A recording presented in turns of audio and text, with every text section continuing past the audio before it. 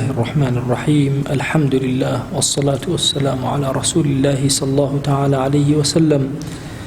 ربنا أرنا الحق حقا وارزقنا اتباعه وأرنا الباطل باطلا وارزقنا اجتنابه. ربنا آتنا في الدنيا حسنة وفي الآخرة حسنة وقنا عذاب النار. عزيزان من درسي دومي كتاب أذكار إمام النووي أشينا خزمت أم كتابه نازدار نايابا كإمام النووي باسي فضيلتي أذان من بؤك بانقدان من بؤك فرمي للرواية أبو هريرة رضي الله رحمة خوالي بك لبخاري مسلمة هاتوا بيغمريان صلى الله عليه وآله وسلم فرموي أجر خلقي بيان زانيا بانقدان چند خيلي هي أجر بيان زانيا صفية كمي جماعات كتيا أو سن چند خيلي هي أم دوشتا بانقدان لقل صفية كما ثم لم يجدوا إلا أن يستهموا عليه لاستهموا أجر دسيان نكوتا إلا بونا بك السهم. طبعا مسألة استهام شون العربية العربة بيشتر هاتن شاخي كان هنا كمالة تيريان تي أكرت تيرا كان ناويان لسر أنوسي مثلا هر تيرا ناوي كان لسر أنوسي ناو أم شاخة كليكي بسوكي تيابو كتيري كتيأجو تيلا أبو شوازة شاخة كان أجولان ولا بركة أوسايكي لتيرا كان أتشو ناوي سربو أو كسدرجو أفرمي أجر بهاتا بيان زانية شن أجري هي أهاتن أم سهميان أكر بوي بزان بو كام يندرش بانك بايا لصفية كما آماد بي أو أنا خير أجركي قوري بويا لاستهموا حتى بيغمريان صلى الله عليه وآله وسلم باوكي كاتك مسألة السهم لإسلام هربوه بيش إسلامي جبوه وبيغمري خواه صلى الله عليه وآله وسلم إقراري كردوه كاتي أبو عبد المطلب خوي قوري كركاني بعطاك بالرأي دا كر السر بالرأي شيكر سهم كاني هنا همو جاري سبحان الله سهمي عبد الله أسولنا وأمخت سيجر بالرأي دا عبد الله سر بالرأي دواي همو كوبونا خلق عاقلك وتيان كاكتو ورا سهمي عبد الله داني لقل سهمي كتيرا لبرانبرا وشتر دابنا بزانا خواه بسن وشتر ليت قبولك أو بده وشتريان دانا سهمك ده وشتري لين سرا سهمك عبد الله هر عبد الله تيكوت هتا جيشت صد وشتر إنجا صد وشتر كي تيكوت عبد الله تينا أكوت إتلو كاتوا صد وشتر بخواني إنسان دواي الإسلام إقرار كرا أبويا مسألة سهم كلهند فرماشتي في غمريانا صلى الله عليه وسلم باس كراوة لهند قضايا فقهية باس كراوة سهم مسائل استهام أبو شوازية كلا صدري يكمي إسلام بتايبت زور مسألة استهام بكار هاتو سهم كان بكار هاتو أفرمي أقربيتو الصفي يكم لقلب باندانا خلق بزانيا بيان زانيا چن أجري قوريه أهاتن كأنما قرآن بو أكربو يبزان بو كاميان درسي هولا أدا قرآن كان سهم كان دانيان بو يبزان بو كاميان درسي كاميان بانك بلي يان كاميان الصفي كما لفرمايشتي كتيرا بيغمريان صلى الله عليه وآله وسلم أفرمي أجر هاتو بانك درا شيطان رأك أفرمي حتى وكو جوي تا كوي جوي لبانك بي الشيطان لو منطقة نامنة أفرمي كاتي كشك رأكات هواي لي در أسيد ودور أكيتو لو منطقة نها تا كوي دنجي بانك بيجي بقاتي الشيطان لو ناو نامنة معاوية رضا ورحمة خوالي أبو من أجرته على جملة أبو بيغمريان صلى الله عليه وآله وسلم فرمي أو كساني كبان بيجن قردنيان سريان لهمو كزبر السر للرجي قيامتا أو أنا أجرب هداشتكي قوريان دزجير أبي سعيد خذي ومن أجرته وأفرمي حتى وكو كويد دنجي بان بيج بروا چن جنوكا چن إنس هرچی شت هەیە گویان لەم دەنگە بێ دار بەرد مێرولەیەک تەیرێک کە بە ئاسمانە ئەڕوات هەمووی لە ڕۆژی قیامەتە کۆ ئەبنەوە شاهیدی ئەدەن بۆ ئەم عەبدە خوایە ئەم عەبدە بانگی تۆی گەیانە ئەم شوێنانە جنۆکەکان ئەبنە شاهید لەسەر کردەوەی مرۆڤ بەپێی ئەم فەرمایشتەی پێغەمبەری خوا صلی الله عليه وآله وسلم. بۆیە کاتێک ئینسان عەبدایەتێک ئەکات شاهیدەکان لە ڕۆژی قیامەتە لەسەری زۆرە بن لەوە ئەچێتۆ لە شوێنەکان نوێژێک ئەەکەی ئەو شوێن و دەوروبەرە شاهیدیت بۆ ئەدەن بەڵام تاکوێ سەوتت ئەڕوا تاکوێ دەنگی تۆ ئەگات لە کاتی بانگدانە حتا ئەوێ و ئەو شتانە هەر هەمووی شاهدی بۆ تۆ ئەدەن لە بەردەم ڕەب العالەمینە. ئەفەرمێ ئیمام، ئەفەرمێ حەدیسی زۆرمان هەیە لە فەزیلەتی بانگە، ئەمەندە بەسە. زانانی مەزهبی خۆمان مەزهبی ئیمامی شافعی اختلافیان هەیە، ئایا بانگ گەورەترە، فەزلی گەورەترە ئیمامەتکردن؟ ئەفەرمێ 4 ڕەئی هەیە لە مەزهبە. ئەصەحیان ئەمەیە کە ئەذان لە ئیمامەتیش گەورەترە بانگدان. ئەفەرمێ ڕەئی دووهەم ئەوەیە کە ئیمامەت لە بانگ گەورەترە. سێهەم ئەوەیە بەقەدەر یەکن ئەجرەکانیان. 4ەم ئەوەیە ئەفەرمێ ئەگەر زانی مافەکانی ئیمامەت جێبەجێ ئەکا و ئاستی ئەوەی هەیە ئیمامەت بکە، خصالی ئیمامەتی هەر هەموو تایە بوو، ئەوە ئیمامەت گەورەترە، ئەگەر نا بانگدان بۆ ئەو کەسە گەورەترە تاوەکو ئیمامەت. چونکە ئیمامەت تەنها قراءەتی قورئان نییە، ئیمامەت ئەحکامی ئیمامەتە بە تەفسیل ئینسان ئاگای لێبێ. ئەنواع جۆری هەڵە هەیە لە ئیمامەتە، ئەنواع جۆری تەکالیفی قورس هەیە لە ئیمامەتە، چونکە ئیمام هەڵەی هەموو مەئمومەکان هەڵەگرێتەوە. ئەگەر مەئمومی هەڵە بکە لە دوای ئیمامەوە ناچێ سوجدەی سەهو بەرێت، چونکە ئیمام بۆی هەڵەگرێتەوە. کەم و کوڕی هەموو مەئمومەکان بە کۆڵی ئیمامەوەیە.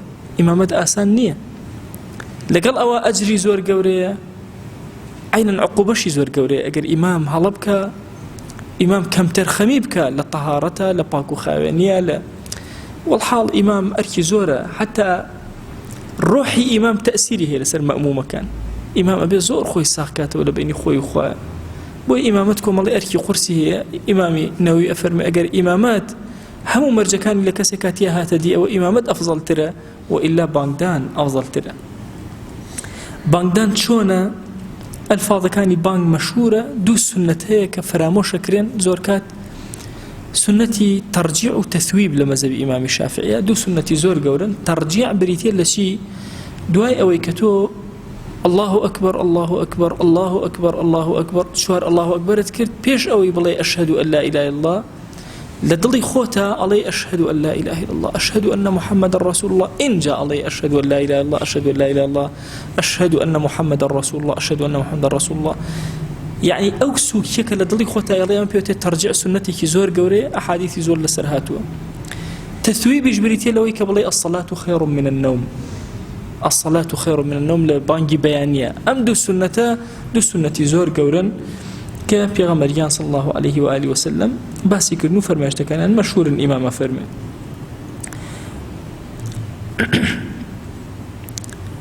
وقد جاءت الأحاديث بالترجيع والتثويب وهي مشهورة، واعلم أنه لو ترك الترجيع والتثويب صح أذانه. أي قريك النيكر الأمانة أفنوي بانكي دروستا بەڵام ئەفضەلی ترک کردووە، ئەفضەل وایە ئەو دوانەی کردبێ تەرکی کردووە.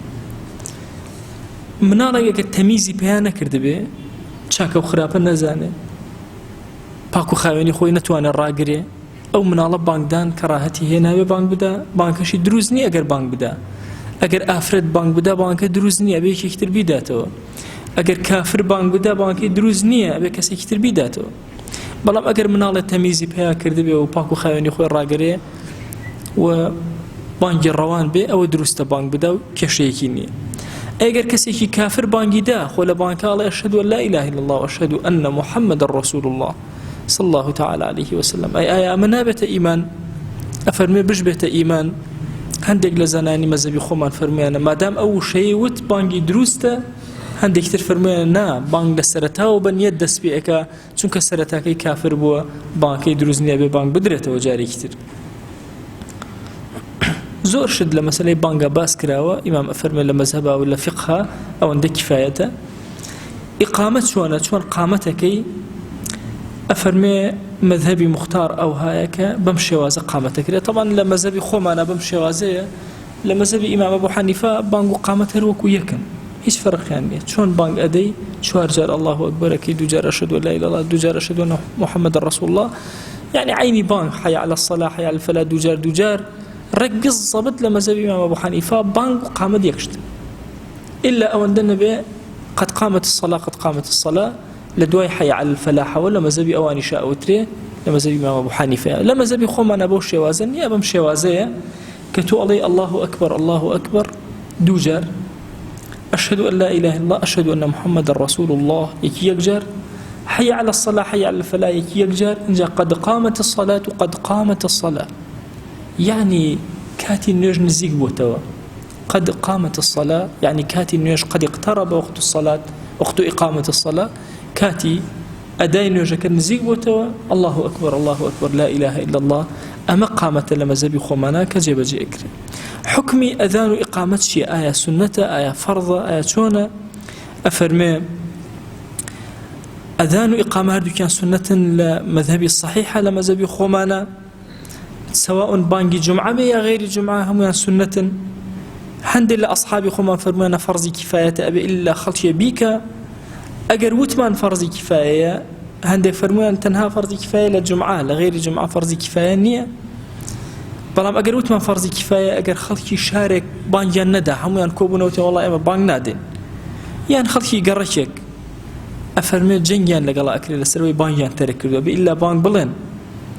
أجر وتمان سنة أو جنجان لقلا ناكري أفرمي شون نيجي نيورو مثلا سنة كي ترك جنجان لقلا ناكري ويبانج شو كشاعري كي قوريه أجر ترك كرا حتى كوتمان فرضي كفاية أجر خلق نيكا حما نقولها بارن ويجنجان لقلا أكري حتى وكو إيكن هندق لزناني مزبي خومان فرميان أجر بشلين سنة لبروي سنتك لقال شعيري إسلاما كوبوتو أجر خلق نيكاتو بلا بهيش وازي بانج نادين جنجان لقلا أكري حتى وكو بانج أدن. طبعا مسائل قتال جنگ كردن لسر مسائل الشعيرة كان الدين أوشتك كوتاي بياتو للشريعة سريا مرة ما كان هندي فكرو كهاتون ك والله إسلام قتالي تياني وإسلام جنگي تياني وإسلام جهادي تياني ولا هندي قصي بابتي لو أنا أكره وأنا هم قصي هلا شوار صد آيات القرآن باسي قتال وجهاد بخوا حضارتي إسلامي بجنگ وجهاد دانا مزري لسر شعيري كي دين كبانجا لو أتي أمتي في غمر إخوة صلى الله عليه وآله وسلم بوزن دو كرنوي بانجا كارهم وجنك حتى لا أداب كاني جهادها تو أفرمك شوي وستهرش كي وسر شوين هرشي بومك بوسه هتا بانجي بياني شك بانجي بياني سنجي محك أجر أهلي أو شوينا بانجيان دا ديار إيمان دارن طو بانجيان ندا ديار إيمان دارنين قائدي مسلمان بوه هي هجوم كاتب سريعا بويا مسائل جنگ وجهاد بابته والتفصيله أجر خواه لطف كان لزمنك لزمن كان إن شاء الله بالتفصيل باسي آداب الجهاد وشروطه كاني وجنگ شون أكري لمسلمان صفات يعني أبيت شون بيو تفصيلاتي وتان باسا كما أجر خواه لطفي كردو عمر باقي شكو كاتي زور أبيت شكو حسابك أبيت شوار صد آياتي قرآن ونزيكي هزار فرمايشتي في غمريان صلى الله عليه وآله وسلم لخزمتي أبوسي إن جاءوا بابته بالطواوي بتيرو تسلي وباسكري شكو بابتك دقيق وزور قوريه جنگ چون لإسلام وما فكاني جنگاور كامية وما فكاني كجراو كامية يان جنگ لقلا كراو ما فكاني چين أسير ما فكاني چين همو أنا تفصيلات زوري هي لفقه إسلامية و يسا موسيما كمان موسيمي أولنية بلام أوي كجرنج إما بزانين شعيرة كاني الدين أجر فراموش كران حتى إسلام رجيدا وجنگ بكري لسرو شعيرة كاني الدين داب مزري بوي بانجيش قال الشعيرة كاني الدين لسر أو رأي مذهبي خومان كأفرما حتى سنتي يجبه جنگ لقال أو خلق أكريك أجر تركي بانك نبلن به الشوازة بانك نادن حتى وكو إلزامك لن بويك بانك بدن خويا داوال لي أكين برحمة وكرمي خوت لنوري أم كتاب بشمان مكة خويا جان درجة كاني خير بسر ما نبكروا أم كتاب بكرة نوري ضلمان بكرة نوري مالمان بكرة نوري ولاتون اجتماع من خويا بكرة نوري قركان من خويا أم كتاب بكرة شفاعة كاري الرجي محشر من يا أكرم الأكرمين أم فرماشتاني في غمبر إخوة صلى الله عليه وآله وسلم بكرة شفاعة كارمان بكرة هو كاري برزبون ومن لباشتا يا أكرم الأكرمين آمين آمين والحمد لله رب العالمين.